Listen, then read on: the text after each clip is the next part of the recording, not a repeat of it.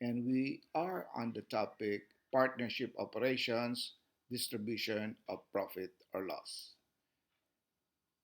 In this topic, there will be three videos. And the first video is to understand the rules and different agreements on the distribution of profit or loss and the illustration of transactions affecting the partner's equity. First, what are the factors to consider in dividing profits or losses? The first one is capital contribution of each partner. Second consideration is services to partnership, meaning the time and effort provided by the partner. And third is the skills or expertise of the partners. Okay? Let us discuss now the rules for the distribution of profits. The profit will be distributed according to partners' agreement. However, if there is a situation wherein there is no agreement, then this is the rule that has to be applied. If capital is partner, based on the ratio of original capital investment. So that's the basic, the ratio of original capital investment. However, I don't know if there will be certain situations wherein the ratio of the original capital investment is not available, which is on a very unusual situation, then you can resort to distributing the profit based on the capital balances at the beginning of year. Okay, so if you are distributing the profit for 2019, then you have to determine the capital balances at the beginning of year 2019, which is January 1st, 2019. Okay, for industrialist partner, then we have to consider the provision of salary allowance that is just and equitable before the capitalist partner shall divide the profits. Okay? Next class, we are going to discuss the rules for the distribution of losses. So, of course, it has to be in accordance with partners' agreement. However, if there are situations that there is no agreement as to distribution of losses, but there is an agreement for distribution of profits. The losses shall be distributed based on profit sharing ratio. Okay? And class, in the absence of agreement, if there is no profit and loss ratio, then this is how it will be handled. For capitalist partner, it is again based on the ratio of original capital investment. However, as I have said, in the event which you could not uh, determine the ratio of original capital investment, then the partner could resort to the ratio of capital balances at the beginning of year. Okay? For industrialist partner, then it has to be noted that industrialist partners shall not be liable for any losses. Okay, class? Take note of that. Class, let us discuss the agreements in the distribution of profit. First, agreement, equally agreed ratio or any agreed ratio. Okay, the partner could agree equally to divide the profit equally or to come up with an agreed ratio. And second basis of possible agreement is on partners' capital. And under partners' capital, there are four options. First option is original capital contribution. However, this original capital contribution may prove inequitable if there are material changes in the capital accounts during the year. Okay? So it may not be appropriate because of the changes in the capital accounts. And the next is capital balances beginning of year. So meaning if you are distributing profit for 2019, then you have to determine what is the beginning capital balance on the beginning of 2019, which is January 1st, 2019. When beginning capital balances are used in allocating profits, additional investments are discouraged because additional investments will not be considered in the division of profits in the year it was invested.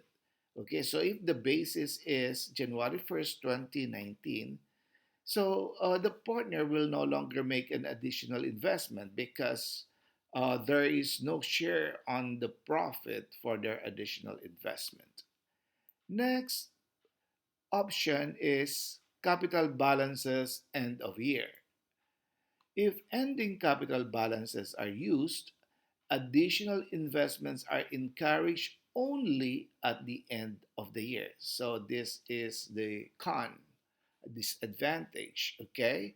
So it means that if the distribution will be made on December 31st, so investors or the partners could just make an investment at the end of the year, which could be just November. They will not make any investment on the early part of the year, which is January, February, or March. Okay?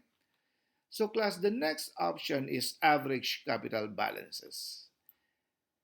The use of average capital balances as a basis for distributing profits or losses is preferable because it reflects the capital actually available for use by the partnership during the year. So this is the suggested basis, the average capital balances, okay? Okay, class, let us move on. Okay, next is providing interest on capital balances. So the partner can agree that their capital investment will earn a certain percentage of interest. Okay, like just putting your money in the bank wherein it earns an interest. Okay, so the partners can make an agreement that their capital balances will earn an interest. If the agreement provides interest on capital, it must be honored regardless the operations yielded a profit or loss. So class, take note, even if there is a loss, then the agreement on providing interest on capital must be honored. Okay? Next is providing salary. Partners devote their time and services in the partnership for profit and not for salary. Hence, salaries are not recorded as expenses of the partnership but as drawings. Okay? Take note of that, class. Similarly, with interest on capital, salaries to partners must be honored regardless the operations yielded a profit or loss. Okay, class, take note that even there is a loss, the partnership still has to provide a salary to managing partner. Okay.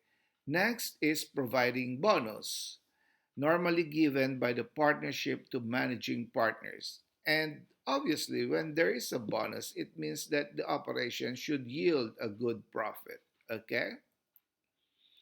Next is providing combination of interest, salary, and bonus. So in this situation, there can be an agreement wherein it will be a combination of all of these three. And if there will be remaining balances, then it will be based on the agreed distribution, which can be based on capital or whatever the partner's agreement was. Okay. Okay, class. There are different ways in presenting profit and loss ratio. The ratio can be expressed as proportion, like this 1 is to 1, or as fraction, 1/2, 1/2, okay? Or as a percentage, 50%, 50%. So obviously they are all the same, okay? As to the distribution of profit, 1:1 is the same as one half, or 50% and 50%. Okay, class? So let us illustrate this. Partners Richard, Piolo, Jericho agreed to distribute the profit 1:3 is to 2. So in proportion, that is 1:3 is to 2. In fraction, so you just have to add this. So you have 1/6 for Richard, 3/6 for Piolo, and 2/6 for Jericho. And this can also be expressed in a simpler fraction. 1/6 is 1/6, and 3/6 can be one half, and 2/6 can be one third. So they are the same. Okay? And in percentage, you just have to divide 1 over 6. You will get the respective percentages of the partners. Okay, class? I just want to make sure that you have an understanding on the different ways in presenting profit and loss ratio. Okay. I would like also to discuss the closing entries before discussing the illustration on the distribution of profit or loss. Okay, we have learned closing entries in sole proprietorship, and we do closing entries to close the balance of income and expense summary account to capital. Okay, we are closing whatever the balance of income and expense summary to capital. Let us recall that. So when we closed the inventory beginning in our income and expense summary, and then record inventory end in our income and expense summary, and then close the credit balances of nominal accounts. Okay, so all the credit balances, which means our service income, it was close to income and expense summary. So we debit the service income and credit income and expense summary. Okay, and then we did close the debit balances of nominal accounts. So the entry that we did on that is we debit income and expense summary and credit all the expenses. So we extracted the net balance, and that net balance represents the net profit. So when we did close the net balance to capital, the entry that we made was debit income and expense summary to close this credit balance in the amount of 65,000, and close that to owner's capital by crediting owner's capital in the amount of 65,000. Plus, in the distribution of profit or loss, now, instead of course, crediting owner's capital, we are now going to credit partner A drawing and partner B drawing in distributing the 65,000. But the question is how much will go to partner A, how much will go to partner B, and that will be the agreements on distribution, which we are going to illustrate in the next lecture video. Okay? But before doing the illustration, let us discuss first what are the transactions on partnerships equity. Okay, let us review. Okay, let us, the equity consists of partners capital and partners drawing. Okay, so for each partner, the each partner will have a capital account and a drawing account. Okay, so let us illustrate that.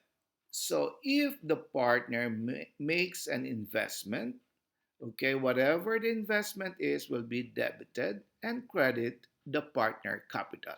So this 300,000 will be credited to the partner's capital. Okay, the next transactions for the partnership equity is the drawing by partner. So if the partner makes a withdrawal, so the entry would be debit partner's drawing, whoever. If it is partner A, then partner A drawing of 5,000 and credit cash, so that would be the entry. So it is debited to the partner's drawing account. By the way, take note, class, each partner will have their respective uh, partner capital and partner drawing. So partner A will have its own capital, then partner B, partner C, and similarly with their respective drawing accounts. Okay, the next transaction is salaries by partner. So salaries partner is debited to the drawing account. Okay, it's debited in this situation. Okay, if the partner will have a salary, so the entry will be a debit to the partner's drawing, the respective salary, okay? And next transaction is the distribution of profit. So if you are going to distribute the profit, we are crediting to the distribution to the partner's drawing account. So in this situation, we debit income and expense summary and give a particular partner, if this is partner A, 80,000, then that will be provided to partner A, okay, 80,000 as a credit to partner drawing. The next transaction is additional investment by partner. Investment by partner will again be credited to the capital. And the next transaction, increase in asset from asset revaluation. If if there is a situation wherein a certain the value of a certain asset has increased because of increase in fair market value of that particular asset, like land. Okay, the partnership did an appraisal on land, and there is an increase in fair market value. Then it will be credited to the partner's capital. The increase will be distributed to the partner's capital. Okay, class. And next is permanent withdrawal of investment. Okay, this permanent withdrawal of investment will be directly debited to partner's capital. When we speak of permanent withdrawal of investment, it means that there is a significant amount of withdrawal and the partner intends to remove or deduct such withdrawal from the partner's capital. Okay? And distribution of loss, it will be debited to the partner's drawing. Okay, if there's a loss, then it will be debited to partner's drawing. Okay, so basically, these are the transactions of the partnership's equity. Okay, so what we have to do is just get the debit and credit balances and extract the net balance. Okay, so if there is now here, there is a credit of 20,000. Okay, so the partnership can either pay the credit balance to close it, so debit partners drawing and credit cash. Okay, or can also transfer the credit balance to the capital if the partner will make an agreement on that. Instead of giving the partner cash of 20,000, then the partner could agree that whatever credit balance at the end of the year can be transferred to a partner's capital to increase the capital of the partnership, and they can make an agreement on that matter. Okay, class? So, questions? If you have questions, please let me know. Okay? And hear me again on the next video, which is about the illustrations of agreements 1 and 2. Bye for now and have a nice day.